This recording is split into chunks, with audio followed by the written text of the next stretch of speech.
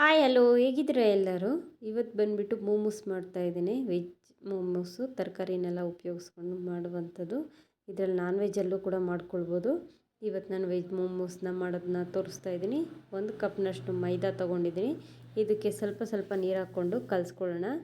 ಸ್ವಲ್ಪ ತುಂಬ ತೀರಾ ಗಟ್ಟಿ ಬೇಡ, ತುಂಬ ತೆಳುವಾಗಿ ಬೇಡ, ಅಂದರೆ ಸಾಫ್ಟಾಗಿ ಬೇಡ, ಮೀಡಿಯಮ್ ಆಗಿರೋ ಥರ ಕಲಿಸ್ಕೊಳ್ಳೋಣ. ನಮ್ಮ ಚಪಾತಿ ಹಿಟ್ಟು ಕಲಿಸ್ಕೊಳ್ತೀವಿ, ಅದಕ್ಕಿಂತ ಸ್ವಲ್ಪ ಗಟ್ಟಿ ಇರಲಿ. ಒಟ್ಟಿಗೆ ನೀರು ಹಾಕ್ಕೊಂಡು ಕಲಿಸ್ಕೊಳ್ಳೋದು ಬೇಡ, ಸ್ವಲ್ಪ ಸ್ವಲ್ಪ ನೀರು ಹಾಕ್ಕೊಳ್ತಾ ಕಲಿಸ್ಕೊಳ್ಳೋಣ.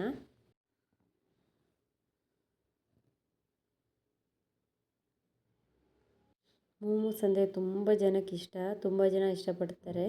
ಅದರಲ್ಲೂ ಚಿಕನ್ ಕೈಮಾ ಎಲ್ಲ ಒಡ್ಸ್ಕೊಂಬಂದು ಮಾಡಿದ್ರೆ ತುಂಬ ಚೆನ್ನಾಗಿರುತ್ತೆ. ನಾನು ಚಿಕನಲ್ಲೆಲ್ಲ ತಿಂದಿದ್ದೀನಿ ಟೇಸ್ಟು, ತುಂಬ ಸತಿ ಮಾಡಿ ತಿಂತೇವೆ ನಾವು. ಈ ಸತಿ ಮಕ್ಕಳಿಗೆ ಅಂತೇಳ್ಬಿಟ್ಟು ವೆಜಿಟೇಬಲಲ್ಲೂ ಒಂದೊಂದು ಸತಿ ಮಾಡಿ ಕೊಡಬೇಕಲ್ಲ, ಚಿಕನಲ್ಲಿ ಮಟನಲ್ಲಿ ಮಾಡಿಕೊಟ್ಕೊಂಡಿದ್ರೆ ಆಗೋದಿಲ್ಲ ಅಂದ್ಬಿಟ್ಟು ಈಗ ವೆಜ್ಜಲ್ಲಿ ಮಾಡಿಕೊಡ್ತಾಯಿದ್ದೀನಿ. ರೆಡಿ ಆಯಿತು ನೋಡ್ಬೋದು ನೀವು ಫಸ್ಟೇ ಒಂದು ಟೇಬಲ್ ಸ್ಪೂನಷ್ಟು ಎಣ್ಣೆ ಕೂಡ ಹಾಕ್ಕೊಂಡು ಬೇಕಾದರೆ ಮಿಕ್ಸ್ ಮಾಡ್ಕೊಳ್ಬೋದು. ನಾನು ಎಣ್ಣೆ ಏನು ಹಾಕಿಲ್ಲ.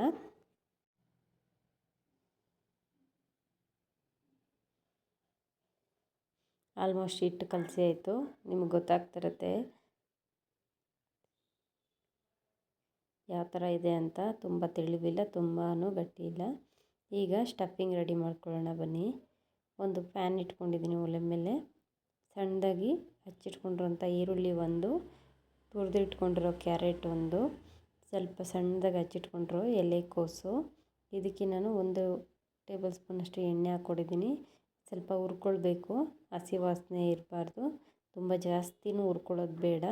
ಇಲ್ಲ ಅಂತಂದರೆ ನಾವು ಹುರ್ಕೊಳ್ಳೋದು ಬೇಡ, ನಮ್ಗೆ ಇಂಟ್ರೆಸ್ಟ್ ಇಲ್ಲ ಅಂತಂದರೆ ನೀವೊಂದು ಕಾಟನ್ ಬಟ್ಟೆ ತೊಗೊಂಡು ಅದರಲ್ಲಿ ಎಲ್ಲ ಕ್ಯಾರೆಟು ಮತ್ತು ತುರಿದಿಟ್ಕೊಂಡಿರುವಂಥ ಕ್ಯಾರೆಟು ಮತ್ತು ಎಲ್ಲನೂ ಇರುತ್ತಲ್ಲ, ಸಣ್ಣದಾಗಿ ಹಚ್ಚಿಟ್ಕೊಂಡಿರೋ ಈರುಳ್ಳಿ ತರಕಾರಿ ಎಲ್ಲನೂ ರಸನ ತೆಗೆದುಬಿಟ್ಟು ನೀವು ಡೈರೆಕ್ಟಾಗಿ ಸ್ಟಫಿಂಗ್ನ ರೆಡಿ ಮಾಡ್ಕೊಳ್ಬೋದು.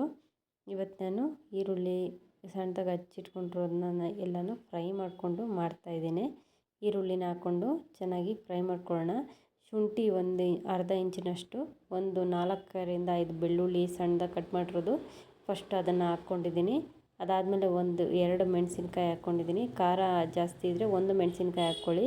ಈಗ 2 ಈರುಳ್ಳಿ ಸಣ್ಣದು ಕಟ್ ಮಾಡಿ ಇಟ್ಕೊಂಡಿರೋದನ್ನ ಹಾಕ್ಕೊಂಡು ಅದನ್ನ ಹುರ್ಕೊಂಡಾದ್ಮೇಲೆ ಕ್ಯಾರೆಟು ಮತ್ತು ಎಲೆಕೋಸನ್ನ ಸಣ್ಣದಾಗಿ ಕಟ್ ಮಾಡಿ ಇಟ್ಕೊಂಡಿದ್ದೀನಿ. ಎಲೆಕೋಸನ್ನ, ಕ್ಯಾರೆಟು ತುರ್ಕೊಂಡಿದ್ದೀನಿ, ಕ್ಯಾಪ್ಸಿಕಮ್ ಸಣ್ಣದಾಗಿ ಹಚ್ಚಿಟ್ಕೊಂಡಿರೋದು, ಇದನ್ನೆಲ್ಲ ಚೆನ್ನಾಗಿ ಸ್ವಲ್ಪ ಫ್ರೈ ಮಾಡ್ಕೊಳ್ತಾ ಇದ್ದೀನಿ.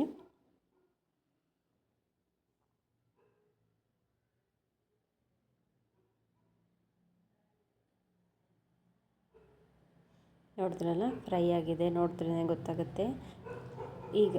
ಈಗ ಇದಕ್ಕೆ ಒಂದು ಅರ್ಧ ಟೇಬಲ್ ಸ್ಪೂನಷ್ಟು ಅರಿಶಿನ ಹಾಕ್ಕೊಳ್ತಾ ಇದ್ದೀನಿ. ಅದಕ್ಕೆ ರುಚಿಗೆ ತಕ್ಕಷ್ಟು ಉಪ್ಪನ್ನು ಹಾಕ್ಕೊಳ್ತಾ ಇದ್ದೀನಿ. ಚೆನ್ನಾಗಿ ಮಿಕ್ಸ್ ಮಾಡ್ಕೊಳ್ಳೋಣ. ಇದಕ್ಕೆ ವೆನಿಗರು 1 ಟೇಬಲ್ ಸ್ಪೂನ್ ವೆನಿಗರ್ ಹಾಕ್ಕೊಳ್ತಾ ಇದ್ದೀನಿ. 1 ಟೇಬಲ್ ಸ್ಪೂನು ಸೋಯಾ ಸಾಸ್ನ ಹಾಕ್ಕೊಳ್ತಾ ಇದ್ದೀನಿ. ಇದನ್ನು ಕೂಡ ಚೆನ್ನಾಗಿ ಮಿಕ್ಸ್ ಮಾಡ್ಕೊಳ್ಳೋಣ. ಇದೆರಡನ್ನೂ ಹಾಕ್ಕೊಳ್ಳೋದ್ರಿಂದ ತುಂಬ ಚೆನ್ನಾಗಿ ಟೇಸ್ಟ್ ಬರುತ್ತೆ. ನೀವು ಅಂಗಡಿಗಳಲ್ಲೆಲ್ಲ ತಿಂತಿರಲ್ಲ ಅದೇ ಟೇಸ್ಟ್ ಬರುತ್ತೆ. ಅದಾದಮೇಲೆ ಒಂದು ಅರ್ಧ ಟೇಬಲ್ ಸ್ಪೂನಷ್ಟು ಬ್ಲ್ಯಾಕ್ ಪೆಪ್ಪರ್ನ ಉಪಯೋಗಿಸ್ತಾ ಇದ್ದೀನಿ ನಾನು.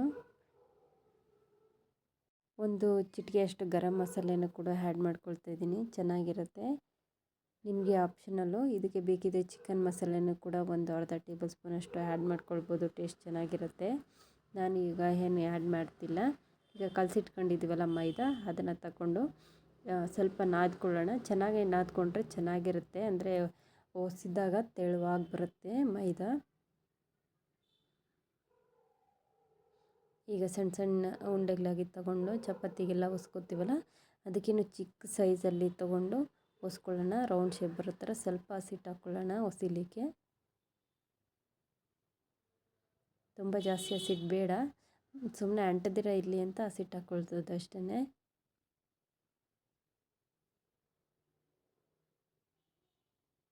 ಸರ್ಕಲ್ ಶೇಪನ್ನ ಒಸ್ಕೊಳ್ಳಿ. ಸರ್ಕಲ್ ಶೇಪ್ ಬರಲ್ಲ ಅನ್ನೋರು ದೊಡ್ಡದಾಗಿ ಒಸ್ಬಿಟ್ಟು ಒಂದು ದೊಡ್ಡ ಬೌಲ್ ಏನಾದರೂ ಇದ್ದರೆ ಅದನ್ನು ಆಮೇಲೆ ಪ್ರೆಸ್ ಮಾಡಿಕೊಂಡ್ರೆ ಸರ್ಕಲಾಗಿ ಕಟ್ಟಾಗುತ್ತಲ್ಲ, ಆ ಥರ ಮಾಡ್ಕೊಳ್ಳಿ. ಈಗ ನೋಡ್ಬೋದು ನೀವು ಯಾವ ಥರ ಫೋಲ್ಡ್ ಮಾಡ್ಕೊಳ್ತಾ ಇದ್ದೀನಿ ಅಂತ. ಈಸಿ. ಇದನ್ನು ಒಂದು ಸತಿ ನೋಡಿದ್ರೆ ನೀವು ಈಸಿಯಾಗಿ ಫೋಲ್ಡ್ ಮಾಡ್ಕೊಳ್ಬೋದು, ಏನು ಕಷ್ಟ ಇಲ್ಲ. ನೋಡಿದ್ರಲ್ಲ, ನೀವು ಈ ಥರ ಇಷ್ಟ ಇಲ್ಲ ಅಂದರೆ ಖರ್ಜೂರಕಾಯಿ ಮಾಡ್ತೀವಲ್ಲ ನಾವೆಲ್ಲ, ಅದನ್ನು ತಗೊಂಡು ಅದರಲ್ಲಿ ಕೂಡ ಖರ್ಜೂರ ಹೆಂಗೆ ಮಾಡ್ಕೊಳ್ತೀವಿ ಸೇಮ್ ಅದೇ ಥರ ಇದನ್ನು ಮಾಡ್ಕೊಳ್ಬೋದು. ರೆಡಿ ಆಯಿತು. ಈಗ ನೋಡ್ಬೋದು ನೀವು ಸ್ಟಫಿಂಗ್ ಎಲ್ಲ ಒಳಗಡೆ ಇಟ್ಟು ರೆಡಿ ಮಾಡಾಯಿತು. ಮೇಲೆ ತುದಿ ಇದೆಯಲ್ಲ ಅದು ಹಿಟ್ಟು ಜಾಸ್ತಿ ಇದೆ, ಹಂಗಾಗಿ ನಾನು ಸ್ವಲ್ಪ ತೆಗೆದುಬಿಡ್ತಾಯಿದ್ದೀನಿ. ಯಾಕಂದರೆ ಬರೀ ಇಟ್ಟಿದ್ರೆ ಚೆನ್ನಾಗಿರಲ್ಲ. ಇದನ್ನು ಈಗ ಪ್ರೆಸ್ ಮಾಡ್ಕೊಳ್ಳೋಣ, ಓಪನ್ ಆಗದಿರ ಇರೋ ಥರ. ಕಿತ್ಕೊಳ್ಬೇಕಾದ್ರೆ ಸ್ವಲ್ಪ ಹುಷಾರಾಗಿ ಮಾಡ್ಕೊಳ್ಳಿ, ಯಾಕಂದರೆ ತುಂಬ ತೆಳುವಾಗಿ ಹೊಸ್ಕೊಂಡಿದ್ದೀನಿ ನಾನು, ಅದನ್ನು ಕಟ್ಟಾಗಿಬಿಡುತ್ತೆ ಆಲ್ಮೋಸ್ಟ್ ನನಗೆ. ನೀವು ನೋಡಿಕೊಂಡು ಫಸ್ಟ್ ಟೈಮ್ ಮಾಡೋರಾದರೆ ಸ್ವಲ್ಪ ಮಂದನೆ ಇಟ್ಕೊಳ್ಳಿ. ಸ್ವಲ್ಪ ತೆಳು ಜಾಸ್ತಿ ಇದ್ದರೆ ಟ್ರಾನ್ಸ್ಪರೆಂಟ್ ಥರ ಬರುತ್ತೆ. ನಿಮಗೆ ಲಾಸ್ಟ್ ಎಂಡಿಂಗಲ್ಲಿ ಈ ವಿಡಿಯೋನ ನೋಡಿದ್ರೆ ಗೊತ್ತಾಗುತ್ತೆ ಏನು ವ್ಯತ್ಯಾಸ ತೆಳುವಾಗಿ ಹೊಸ್ಕೊಳ್ಳೋದಕ್ಕೂ ಮಂದಕ್ಕೆ ನಾವು ಹೊಸಿಯೋದಕ್ಕೂ ಏನು ವ್ಯತ್ಯಾಸ ಬರುತ್ತೆ ಅಂತ ನಿಮಗೆ ಆಲ್ಮೋಸ್ಟ್ ಈ ವಿಡಿಯೋ ಎಂಡಲ್ಲಿ ನಾನು ತಿಳಿಸ್ಕೊಡ್ತೀನಿ.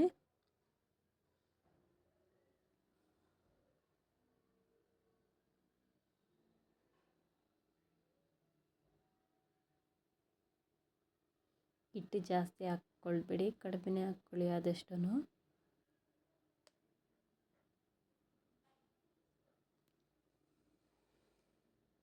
ಶೇಪ್ ಬಂದಿಲ್ಲ ಅಂದರೆ ತಲೆ ಕೆಡಿಸ್ಕೊಳ್ಬೇಡಿ, ಯಾಕಂದರೆ ನಾವು ಮೇಲೆ ತುದಿನ ತೆಗೆದಾಕ್ತೀವಲ್ಲ, ಹಂಗಾಗಿ ಸರ್ಕಲ್ ಶೇಪೇ ಬರಬೇಕಂತ ಏನೂ ಆಪ್ಷನ್ ಇಲ್ಲ.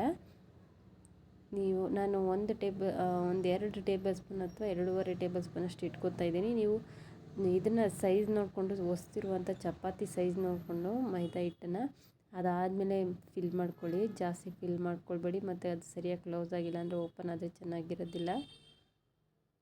ನೋಡಿದ್ರಲ್ಲ, ರೆಡಿ ಆಯಿತು. ಸೇಮ್ ಅದೇ ಥರನೇ ಎಲ್ಲನೂ ಮಾಡ್ಕೊಳ್ಳೋಣ.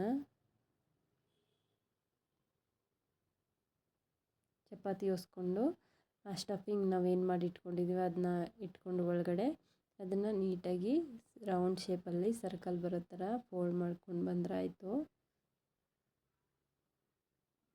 ತುಂಬ ಈಸಿ ಮೋಮೋಸ್ ಮಾಡೋದು.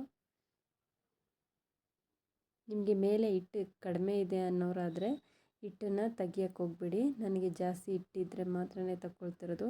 ಇಡ್ಲಿ ಪಾತ್ರೆಗೆ ಪ್ಲೇಟ್ಸ್ಗೆ ಸ್ವಲ್ಪ ಎಣ್ಣೆ ಅಥವಾ ತುಪ್ಪ ಏನಾದರೂ ಹಚ್ಕೊಳ್ಳಿ. ಹಚ್ಕೊಂಡಾದ್ಮೇಲೆ ಮೋಮೋಸ್ ಅನ್ನೋದನ್ನ ಇಟ್ಕೊಳ್ಳಿ, ಇಲ್ಲಾಂದರೆ ಅಂಟ್ಕೊಂಬಿಡುತ್ತೆ.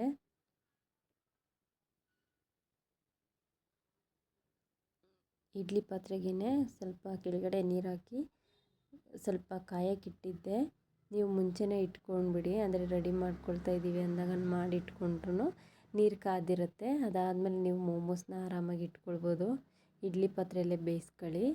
ಇಲ್ಲ ಇಡ್ಲಿ ಪಾತ್ರೆ ಇಲ್ಲ ಅಂದರೆ ಕೆಳಗಡೆ ಒಂದು ಸ್ಟ್ಯಾಂಡ್ ಥರ ಇಟ್ಬಿಟ್ಟು ಅದಾದಮೇಲೆ ಮೇಲೆ ಒಂದು ಪ್ಲೇಟ್ ಇಟ್ಟು ಅದಕ್ಕೆ ಸ್ವಲ್ಪ ಕೆಳಗಡೆ ನೀರು ಮೇಲಕ್ಕೆ ಬರ್ದಂಗೆ ಹಾಕಿ ಬೇಯಿಸ್ಕೊಳ್ಬೋದು. ತುಂಬ ಈಸಿ ಮೋಮೋಸ್ ಮಾಡೋದು. ಈಗ ಬೆಂದಾಯಿತು, ನೋಡ್ಬೋದು ನೀವು. ನಾನೊಂದು 20 ನಿಮಿಷ ಬೇಯಿಸ್ಕೊಂಡಿದ್ದೀನಿ. ಇದು ನೋಡಿದ್ರಲ್ಲ, ಇದು ತೆಳುವಾಗಿ ಹೊಸ್ತಿರ್ತಕ್ಕಂಥದ್ದು.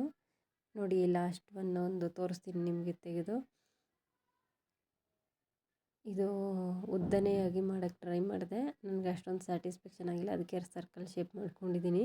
ಇದು ಒಂದೇ ಈ ಥರ ಮಾಡ್ಕೊಂಡಿದ್ದೀನಿ, ಸ್ವಲ್ಪ ಡಿಫ್ರೆಂಟಾಗಿದೆ. ಇದು ನೋಡಿ, ಮಂದಕ್ಕೆ ಹೊಸ್ತಿರೋದು ಈ ಥರ ಇದೆ, ತೆಳುವಾಗಿ ಹೊಸ್ತಿರೋದಿಲ್ಲ. ನೋಡಿದ್ರಲ್ಲ, ಟ್ರಾನ್ಸ್ಪರೆಂಟ್ ಥರ ಇದೆ. ಇದು ರೆಡ್ ಕಲರ್ ಚಟ್ನಿ ಇದೆಯಲ್ಲ, ಇದನ್ನು ಮಾಡೋದು ತುಂಬ ಈಸಿ. ಈ ವಿಡಿಯೋನು ರೆಡ್ ಕಲರ್ ಚಟ್ನಿದು ಕೂಡ ವಿಡಿಯೋನ ನಾನು ಯೂಟ್ಯೂಬ್ ಚಾನಲಲ್ಲಿ ಅಪ್ಲೋಡ್ ಮಾಡಿದ್ದೀನಿ, ಚೆಕ್ ಮಾಡಿ. ಇಷ್ಟ ಆದರೆ ಲೈಕ್ ಮಾಡಿ, ಶೇರ್ ಮಾಡಿ, ಸಬ್ಸ್ಕ್ರೈಬ್ ಮಾಡಿ. Thank you for watching.